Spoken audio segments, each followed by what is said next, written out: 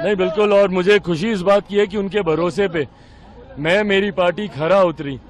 ये कोई सामान्य बात नहीं है कि आप एक सांसद वाली पार्टी को, मुझे नहीं लगता गठबंधन राजनीति के इतिहास में इससे पहले कभी ऐसा हुआ कि एक सांसद वाली पार्टी को 5 सीटें लड़ने के लिए दी गई हो।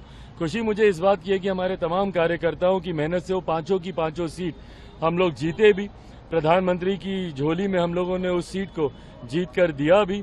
कल जब हमारी प्रधानमंत्री जी से मुलाकात हुई तमाम सांसदों के साथ, उनकी बातों में भी इस बात की खुशी देखने को मिली।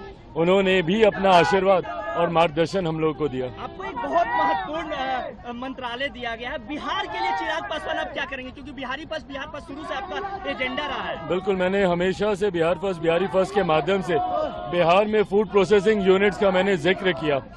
हाजीपुर का केला हो या मुजफ्फरपुर की लीची हो या यहाँ का आम हो या यहाँ का मखाना हो, मैंने हमेशा कहा है कि अगर यहाँ पे प्रोसेसिंग यूनिट्स लगेंगे तो यहाँ के किसानों को ज्यादा आमदनी मिलेगी, राज्य का राजस्व बढ़ेगा, युवाओं के लिए रोजगार के अवसर खुलेंगे। ऐसे में अब जब मुझे खुद इस विभाग की जिम्मेदारी दी गई है तो ये बड़ी जिम्मेदारी है जिसको पूरी ईमानदारी से निभाते हुए बिहारी फर्स्ट की सोच को धरातल पर उतार पाऊंगा। बिहार में इन दिनों लॉ एंड ऑर्डर पूरी तरीके से गड़बड़ा गया है, अपराध चरमो सीमा पे है, नेता प्रतिपक्ष लगातार आपके सरकार पे हमलावर है। नहीं, और ये चिंता का विषय हम सब के लिए है। मेरी मुख्यमंत्री जी से भी इस विषय को लेकर मेरी बातचीत हुई है।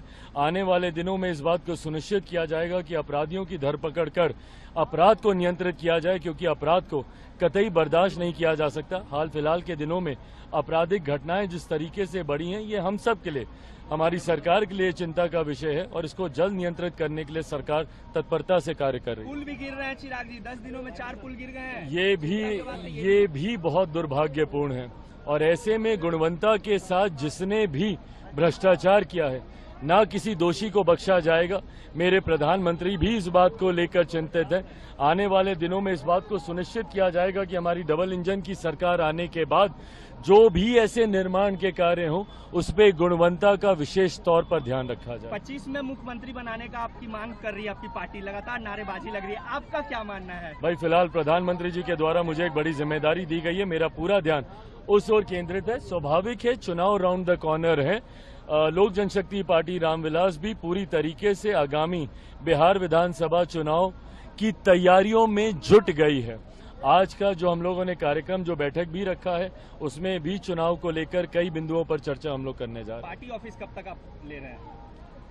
मुख्यमंत्री जी के अधिकार क्षेत्र में है ये। आने वाले दिनों में हम लोगों ने इच्छा जरूर रखी है, क्योंकि 5 सांसद हैं हम लोग के।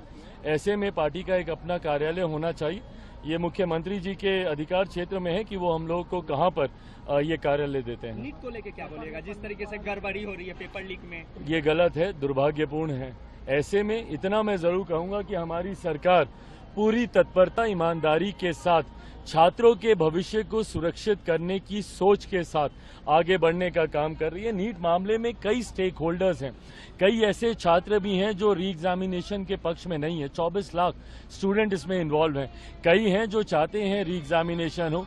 इस बीच दोनों ही पक्ष न्यायालय भी गए हैं।